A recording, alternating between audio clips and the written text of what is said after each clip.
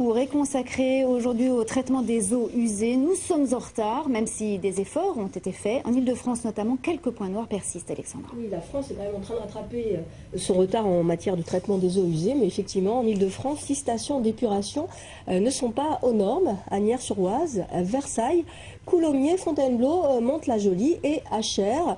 Elles vont devoir redoubler d'efforts sous peine de sanctions et à terme ressembler à des stations d'épuration dernier cri à la réputation exemplaire, comme celle de Saint-Thibault-les-Vignes en Seine-et-Marne, qu'a pu visiter Pierre Lacombe et Didier Jean.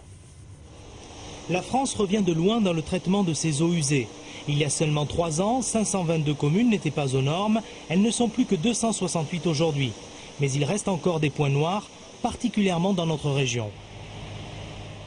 En Ile-de-France, il y a actuellement 6 sites qui n'ont pas encore commencé leurs travaux et c'est pour ça qu'on les suit avec particulièrement d'attention. Le plus important est celui du site d'Achères sur Paris, qui n'est pas encore aux normes nécessaires. Il y a également d'autres qu'on peut citer, tels que Versailles, Fontainebleau, pour citer les plus gros.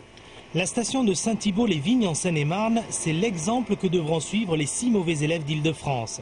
Depuis sa création, il y a 35 ans, cette usine s'est adaptée aux besoins de sa population. Aujourd'hui, elle traite les eaux de 27 communes et l'équivalent de 400 000 habitants. On traite à peu près chaque année de l'ordre de 15 millions de mètres cubes. Les eaux sont rejetées en Marne et les boues, à peu près 24 000 tonnes en moyenne, sont évacuées via une valorisation agricole ou en décharge ou en compostage. Le processus commence ici, dans ces 6 gros tuyaux que l'on appelle des collecteurs. L'eau est stockée, puis brassée, avant d'être déversée dans ces grilles où seront retenus les gros déchets. L'eau est ensuite envoyée dans ce bassin où l'on va éliminer les graisses, ici en surface, et les sables situés en profondeur. Au stade de la décantation, toutes les matières encore en suspension vont se déposer. Elles formeront les boues d'épuration. Le camion va quitter le site, il va emmener les boues sur une plateforme de stockage où par la suite elles seront étendues sur les champs pour faire de la valorisation agricole. L'eau, quant à elle, finit son parcours par l'épuration biologique, des bactéries qui vont digérer la pollution. Là, je vous montre l'eau telle qu'elle est quand elle ressort de l'usine. Elle n'est pas potable, elle est qualité rivière. Elle peut retourner à la rivière, mais elle n'est pas potable. La modernisation de l'usine a coûté 100 millions d'euros. C'est cher, mais c'est le prix à payer pour respecter les normes européennes. Les stations d'épuration franciliennes en retard devront accélérer car après 17 ans de défaillance, le gouvernement français est décidé à respecter ses engagements auprès de l'Europe. Il s'est engagé à restaurer le bon état écologique de ces eaux en 2015.